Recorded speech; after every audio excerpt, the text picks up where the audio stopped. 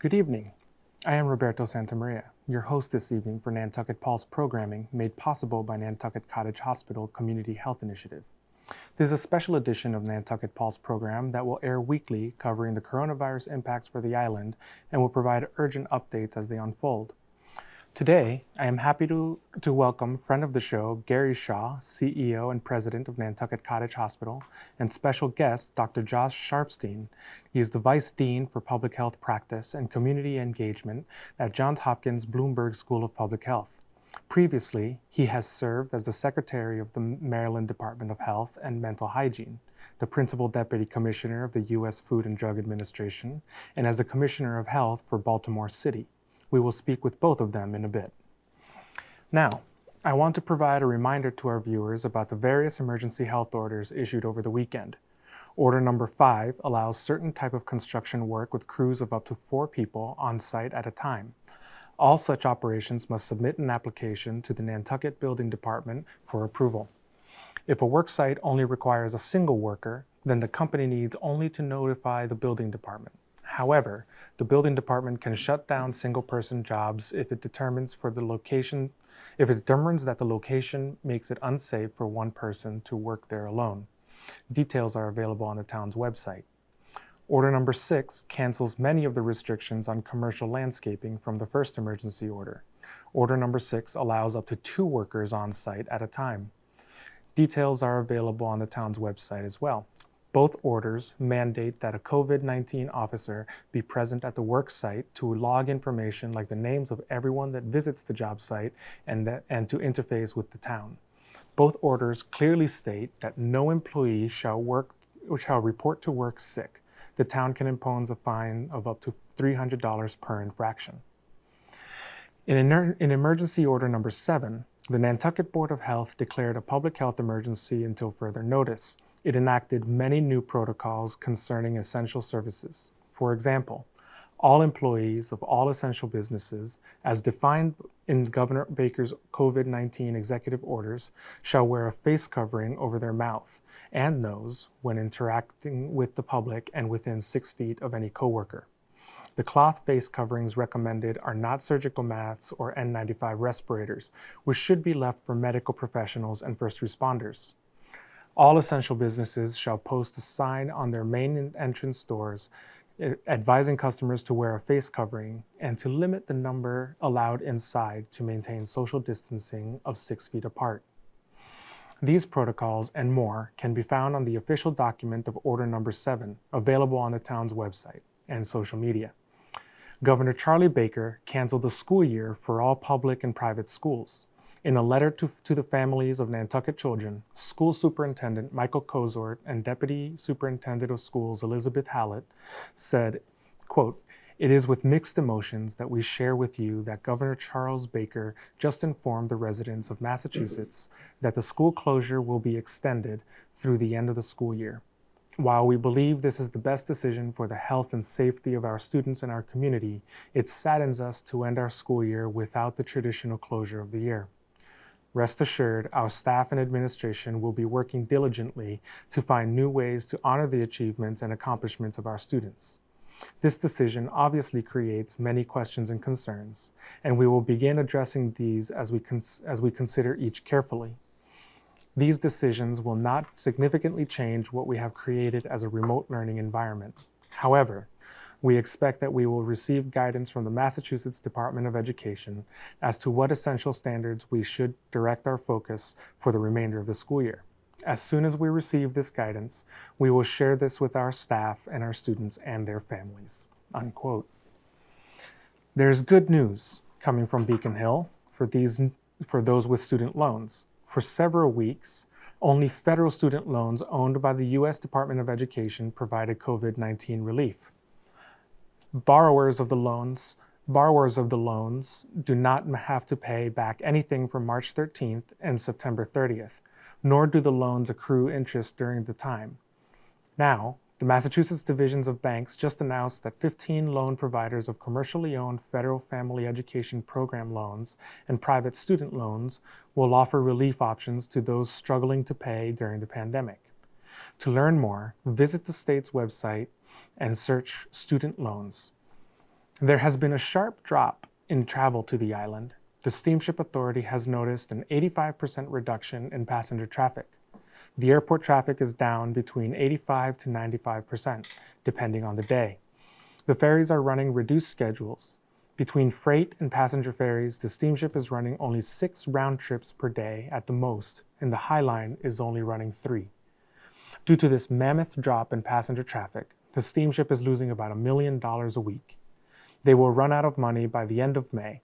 To cut costs, they have been reducing services and have postponed the operation of the fast ferry INO until at least May 14th. Due to legal restrictions, they cannot redirect the millions of dollars worth of bonds raised to finance the renovation of the Woods Hole terminal to cushion its financial blow. If they run out of money, the Commonwealth will cover their budget, but then will bill Nantucket and Martha's Vineyard each 35% of the cost and then spread the rest among the port cities of Hyannis, Falmouth, and New Bedford. To avoid this huge expense falling on the town of Nantucket, state representatives for the islands and Falmouth, Dylan Fernandez, and the state senator for all of Cape Cod, except for Falmouth, Bourne, and Sandwich, and the islands, Julian Sear, wrote a letter to the governor and state legislature. They are asking that a portion of the $1 billion plus of transportation assistance the federal government sent to the Commonwealth be directed to the Steamship Authority. Currently, the steamship is scheduled to receive $12.2 million of relief funding in the next several months. Steamship General Manager Bob Davis said this amount is a welcome relief, but it's a Band-Aid. It's not going to solve all our problems.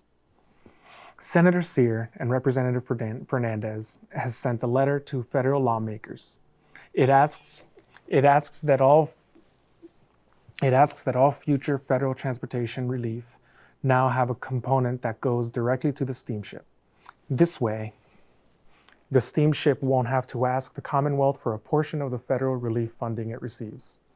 This Wednesday, the Select Board voted to write letters in support of these requests. The Federal Aviation Administration has notified Nantucket Memorial Airport that they intend to reduce the air traffic control hours of operation there from the current time of 6 a.m. to 9 p.m. down to 8 a.m. to 4 p.m. The Nantucket Airport would like the FAA to reconsider this decision.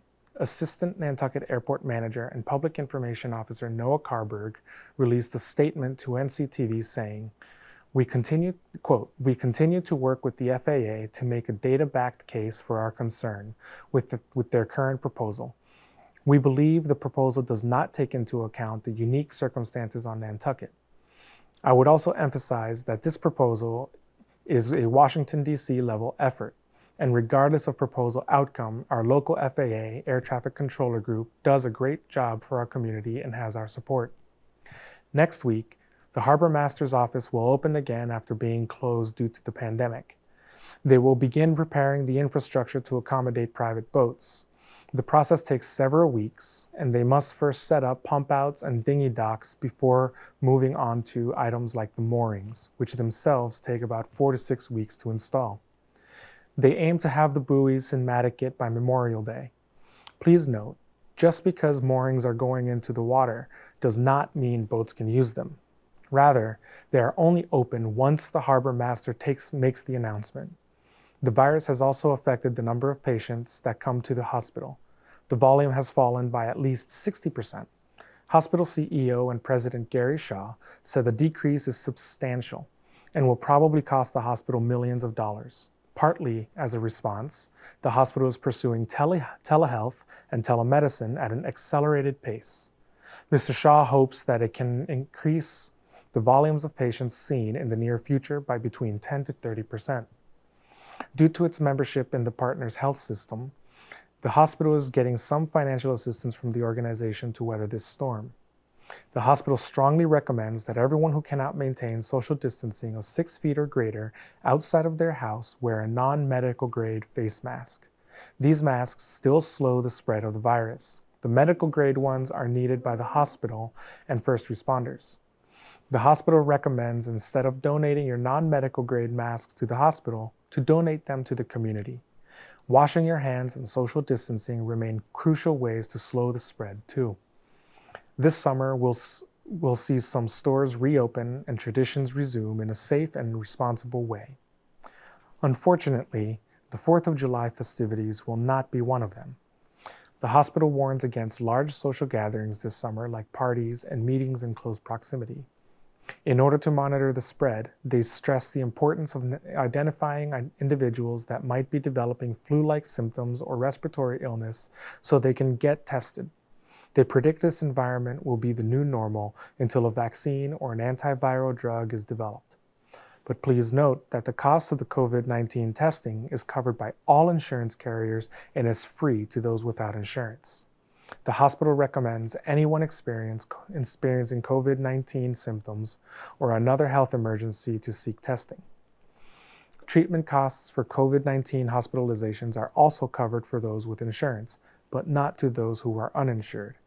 Partners Hospital can offer a 25% discount for those who must self-pay, but 3/4 of the cost is borne by the patient. Therefore, those without insurance are strongly encouraged to seek subsidized health insurance programs for low-income individuals through the Health Connector. If they are a U.S. citizen, a Massachusetts resident if you're a Massachusetts resident and make less than 400% of the federal poverty level, they can qualify for Mass Health. The poverty level depends on how many people in your family. Please take a look at the graphic on your screen.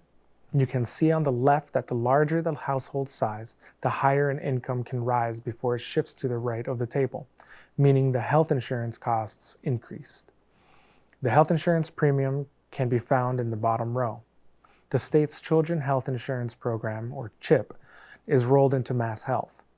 Please be advised that children must be insured or else the hospital will bill the family directly.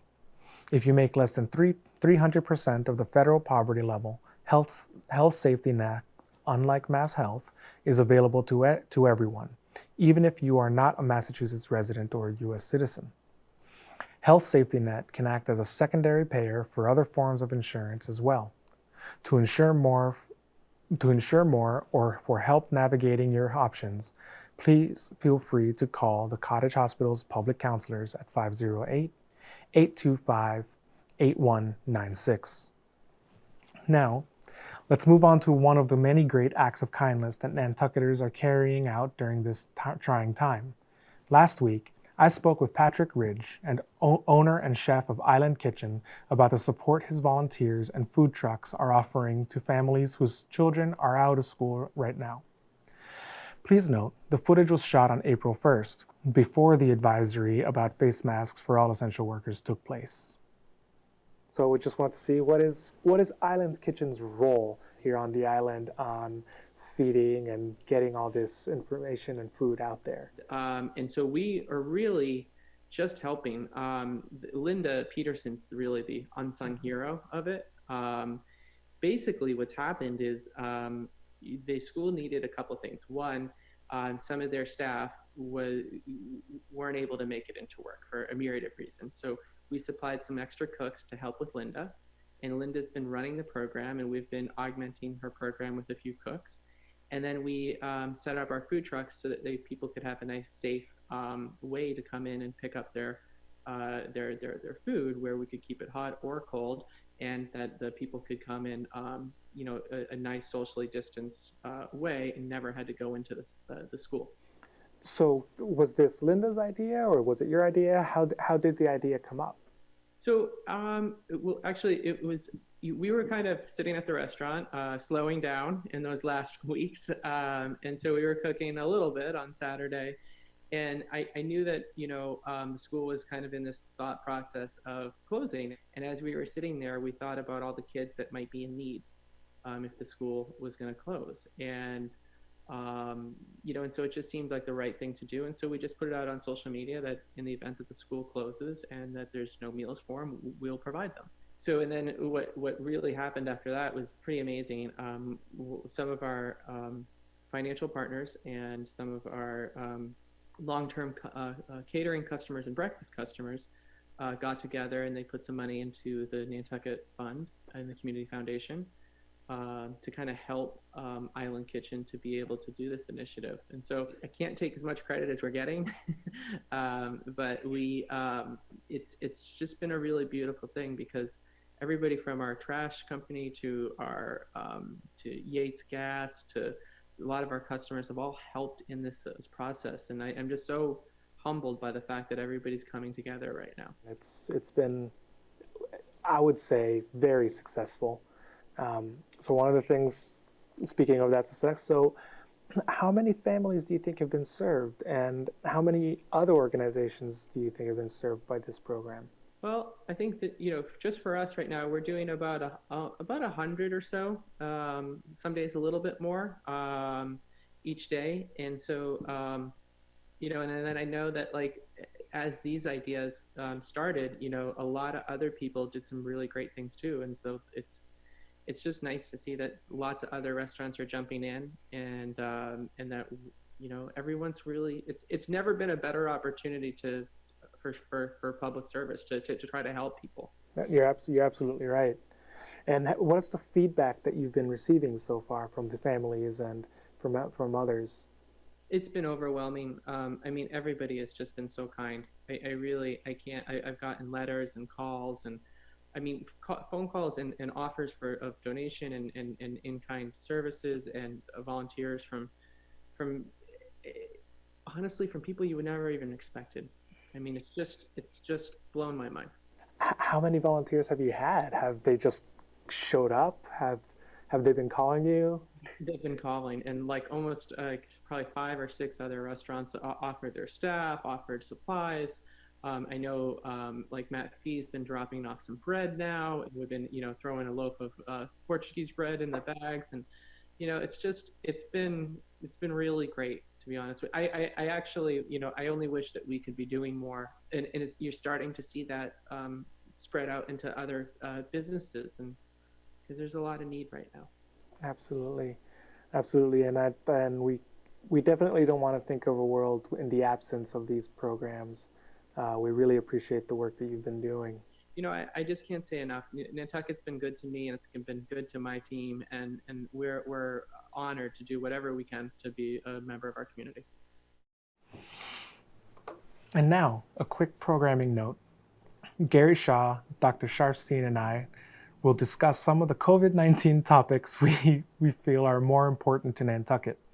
Afterwards, I will announce when we will be opening the floor to questions via the YouTube chat from viewers logged into our YouTube accounts. Now, I would like to introduce Dr. Joshua Sharfstein to the program. Not only is he an excellent source of information about public health, but he was also my advisor in graduate school. Welcome, Josh. How are you today? Thanks for having me, Roberto. Absolutely. Thank you for being here, Josh. So one of the things that is burning a hole in all of our pockets about questions is this COVID virus that just popped up out of nowhere. What are the chances, or even the possibility, that herd immunity would be even reached within this year? Well, I think pretty low. I think unless we decide to just let everyone get infected, which could be quite dangerous. So the situation that we're in is that we have a highly infectious and quite dangerous, and to many people lethal, virus that is spreading around the world because nobody has any immunity to it. It's a new virus. And if left unchecked, it would go through the population very quickly and could lead to many, many deaths, so many that the healthcare system wouldn't be able to take care of all the sick patients. And so that's what started to happen in Italy.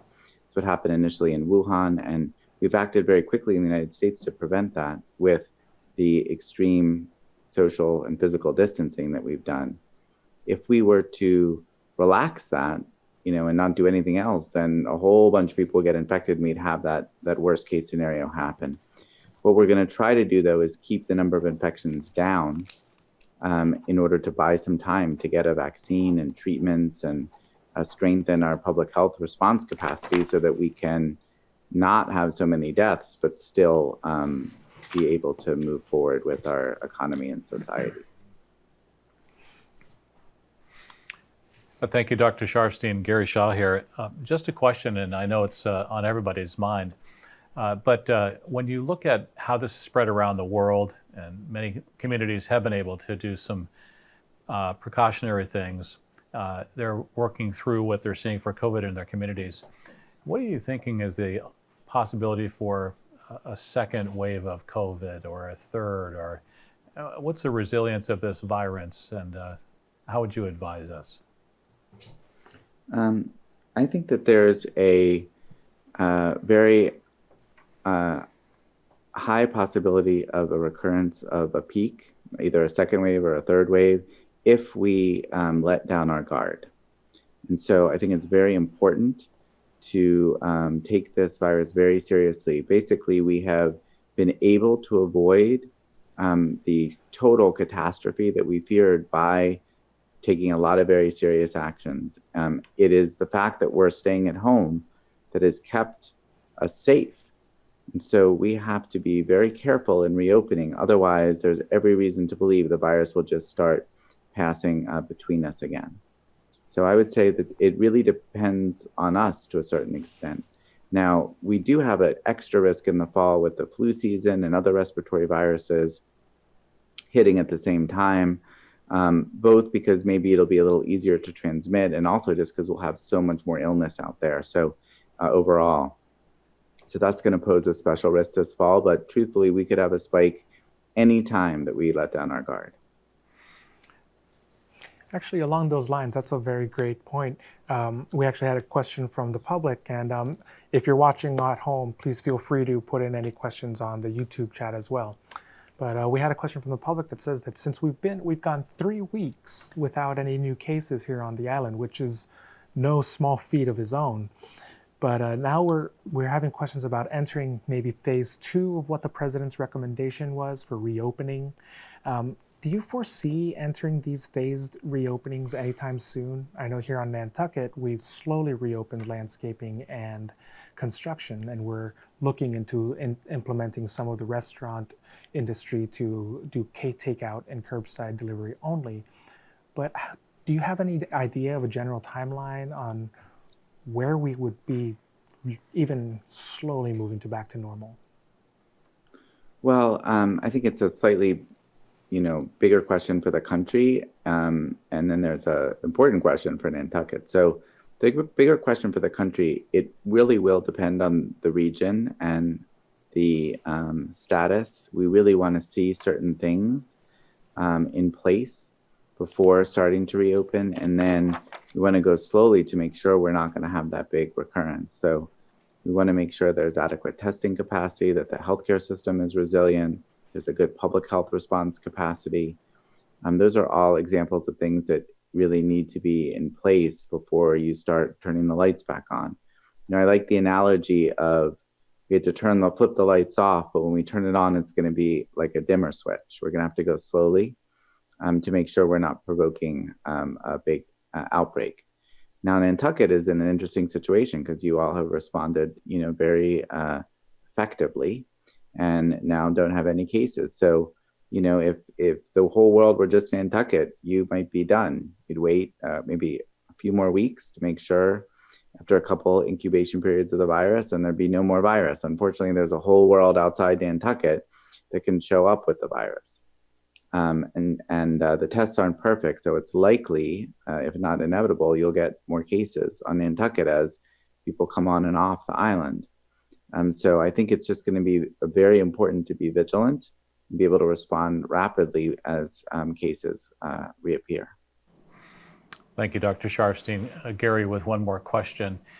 That's probably the topic that I get the most questions about, and that's vaccines, medicines, antivirals. Can you shed a little light on what you might know is evolving related to development of those tools in the world? Sure. So there are different aspects of let's talk about medicines first and then vaccines.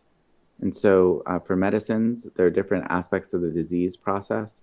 first the virus gets in, then it starts to replicate, then people get very sick, and then you can have this very serious immune reaction at the end, which causes the lungs to really falter, and that really leads to death. So at each step, there are potential medicines.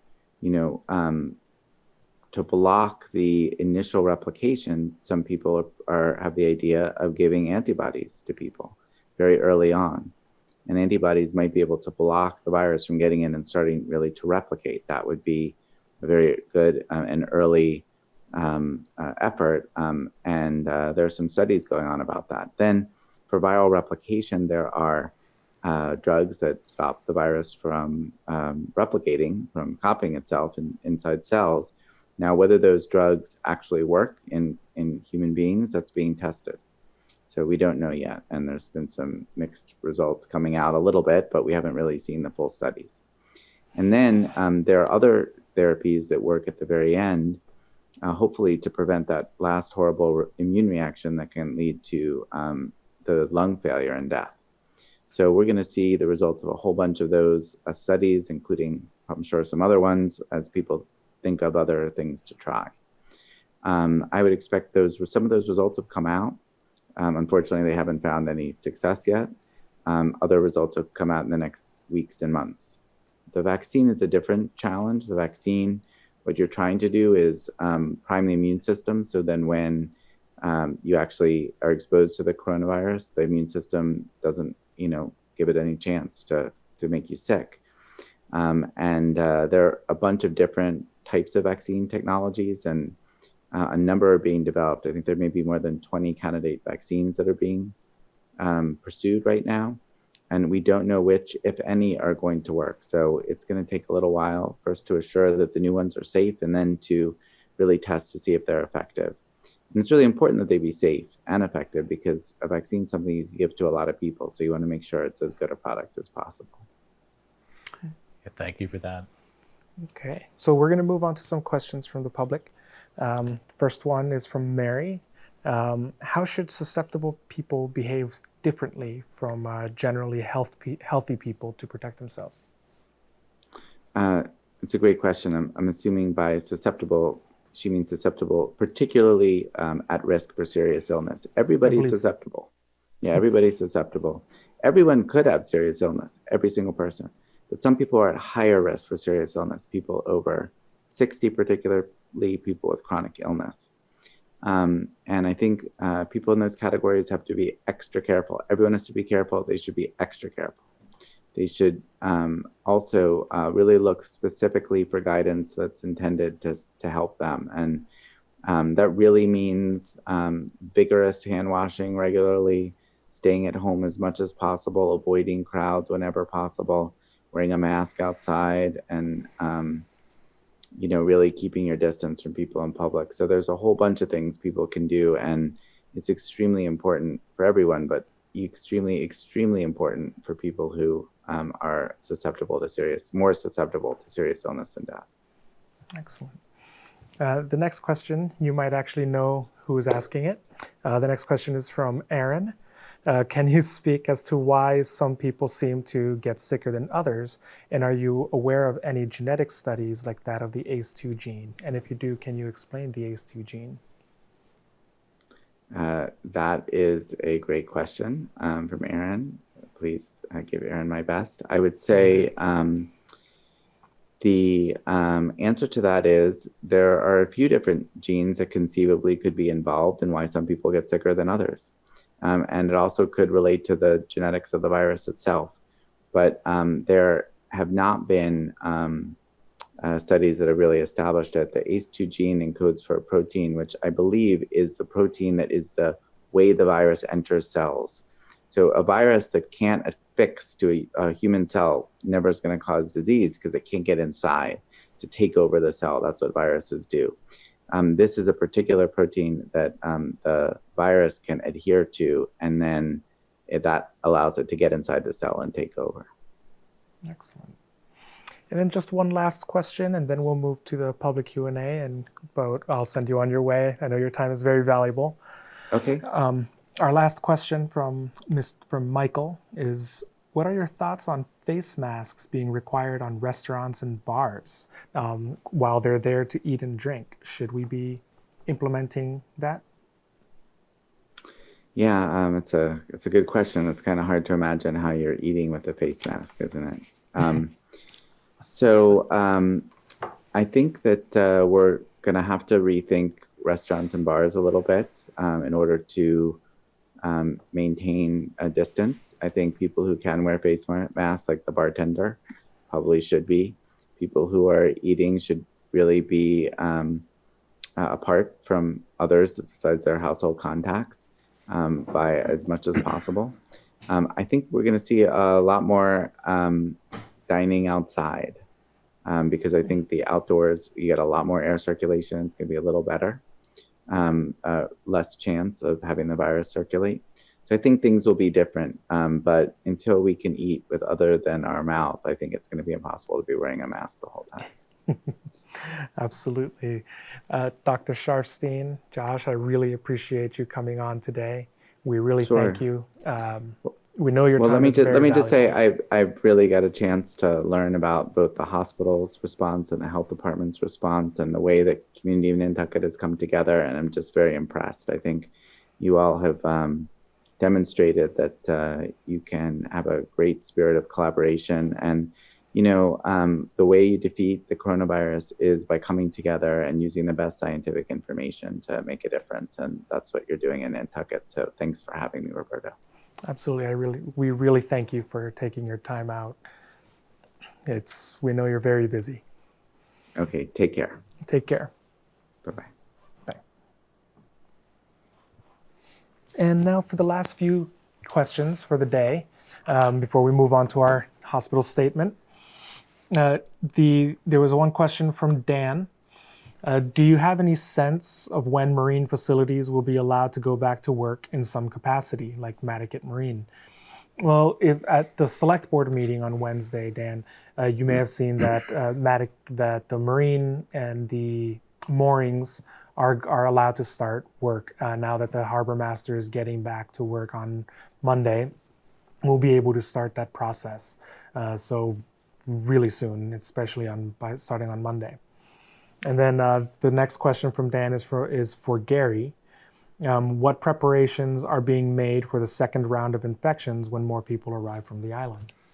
Yeah, thank you, Roberto. That's a great question, and I think it builds on what Dr. Sharfstein had indicated, that when you have a prepared medical system, it comprises a number of things. It comprises the opportunity to do testing, to do early diagnosis, to be able to do the screening in a number of ways in the community so that we find early illness, and then to do quarantine, contact tracing, and then move into a phase where the quarantine effectively eliminates or breaks the chain of the COVID ability to spread.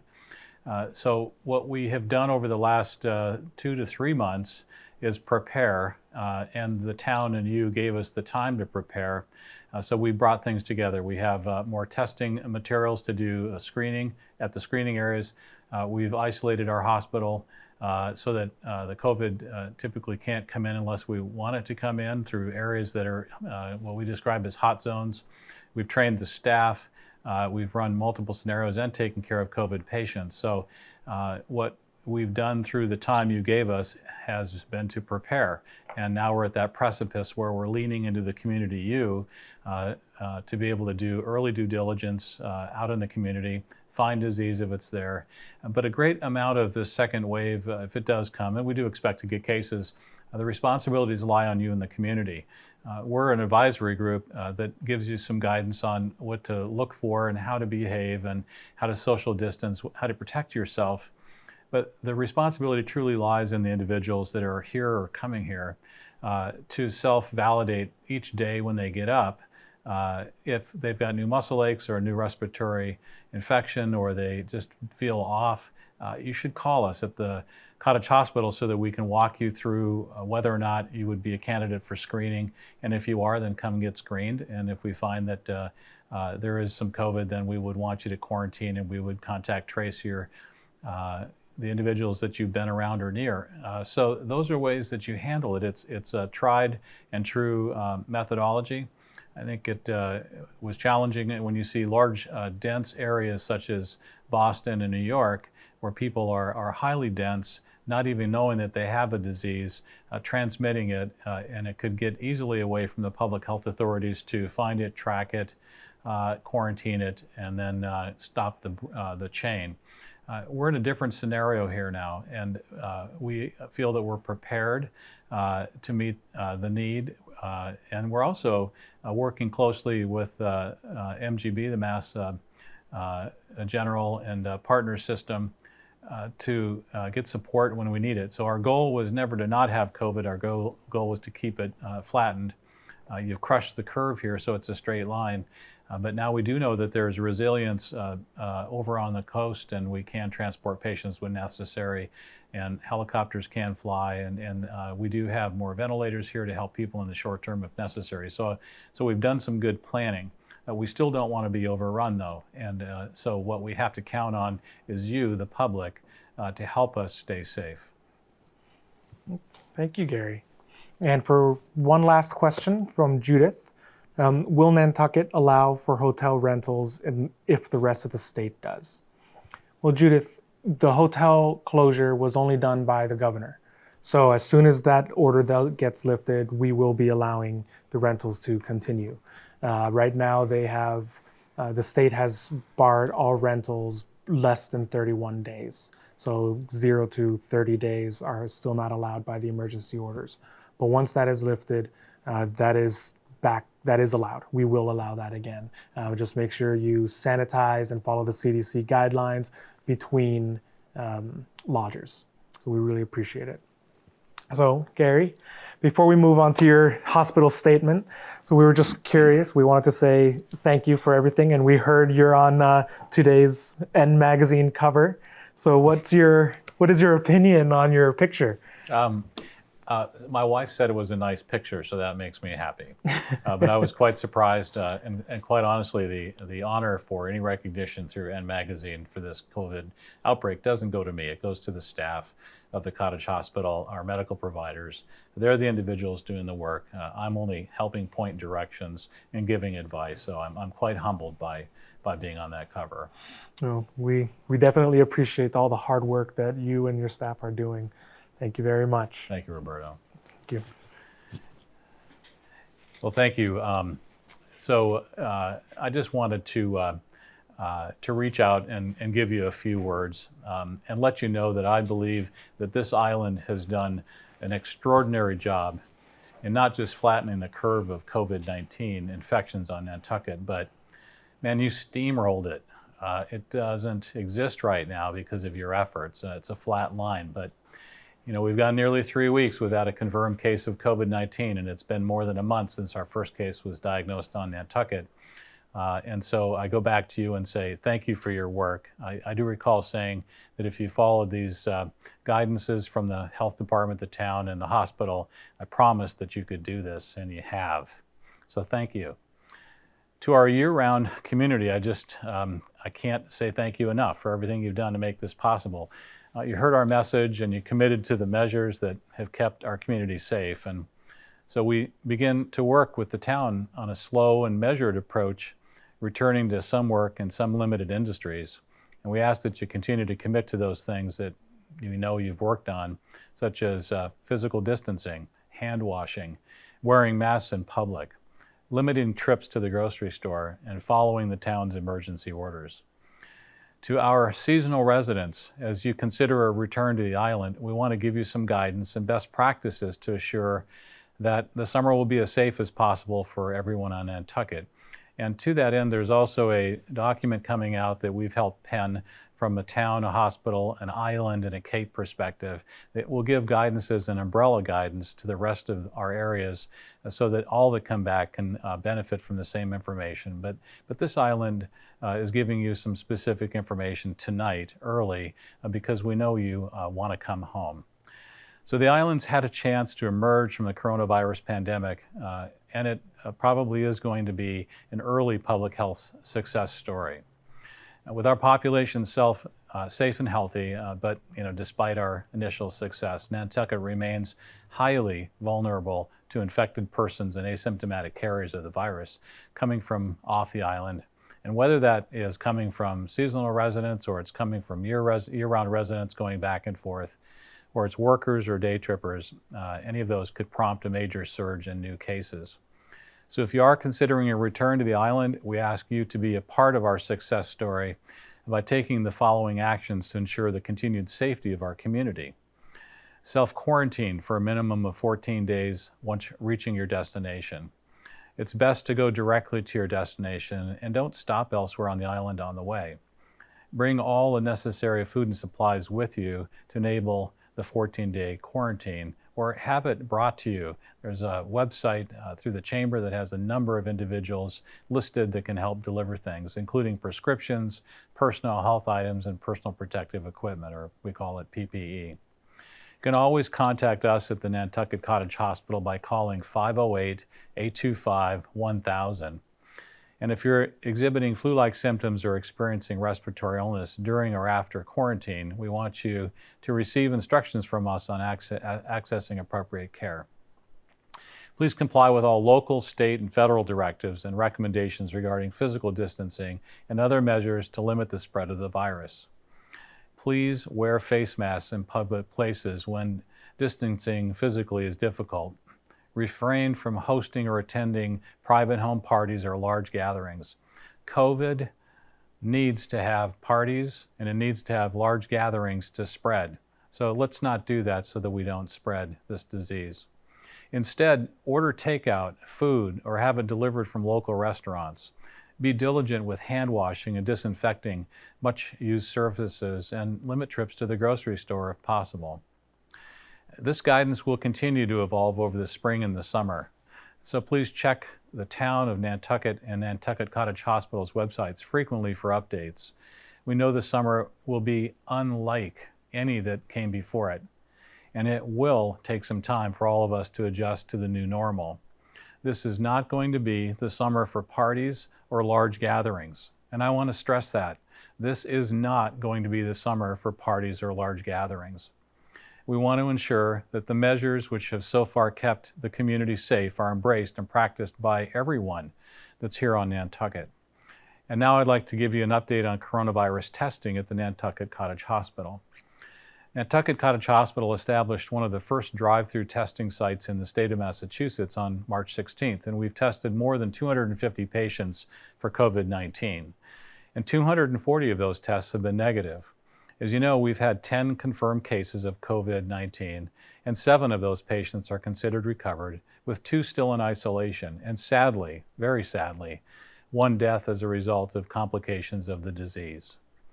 We're actively working to expand our point-of-care testing capacity. We call that PCR. And the criteria for testing patients at our drive-through and those coming into the hospital continue to evolve on a daily basis. We are now testing all patients admitted to the hospital, including those admitted to the labor and delivery unit and their spouse, along with patients who are considered high risk into the emergency room. We have some capacity to process COVID tests internally with the Cepheid analyzer in our lab. We have kept those tests available for admitted patients and for situations in which time is of the essence to enhance patient care, to both preserve personal protective equipment and to allow frontline workers to return to work faster, including our first responders in the community. Simultaneously, we're also pursuing a small serology study that would test a significant portion of the island population for antibodies and show whether those people have been exposed to the virus. We're working day and night to make this happen for the island and collaborating with our partners at the Mass General and the MIT Broad Institute, as well as Harvard, and one of our board members, Dr. Jeff Drazen, who is a member of our Nantucket Cottage Hospital Board of Trustees, as well as a physician at Brigham and Women's Hospital. We still have some hurdles to get through, including funding and approval for the study through the internal review board process. We call that an IRB. But we are optimistic that this can happen, so stay tuned for that. No final decision yet. We're still working on that. Finally, we want the community to know we are here for you and open for care. Let me say that again. We want the community to know we are here for you and we are open for care. So please know that it's safe for you to come to the hospital for any care that you need. We have taken every precaution to protect our patients and our staff. And so we want you to know that it's important to never, ever delay coming in for care. If you have an emergency or an urgent issue or a health matter that's not urgent but needs attention, please come in or call us. We're set up to care for you safely, as well as through virtual visits, by video and phone.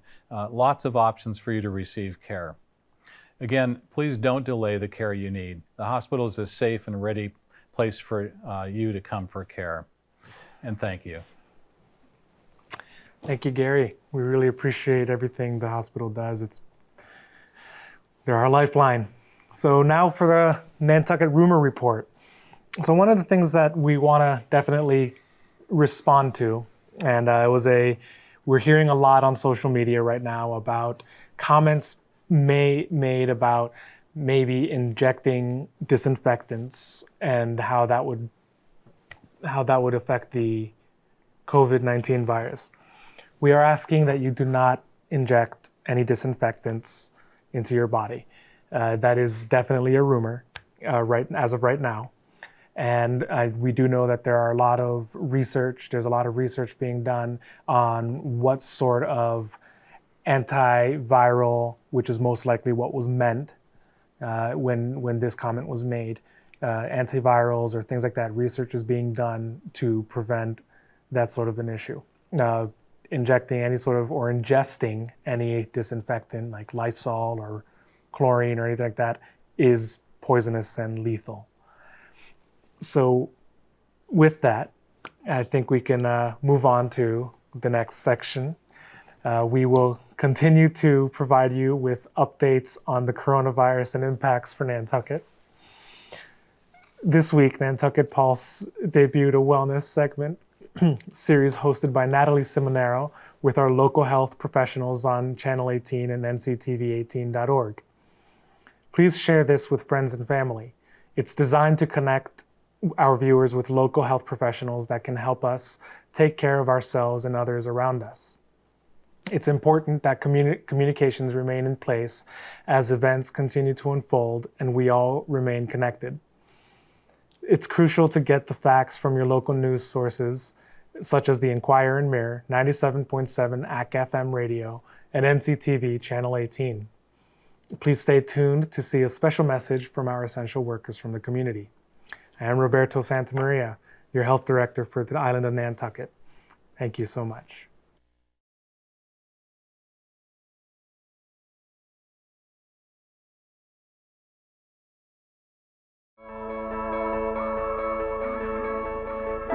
We want to thank all the essential workers and medical professionals and first responders and town employees and Stop and Shop workers and the teachers who are working remotely, people who are all doing what they can to save us while we do what we can by staying inside. We are so very appreciative and we'd like to clap for you. Thank you for everything you're doing for us. Thank you. Thank you. Thank you. Thank you. Thank you. Thank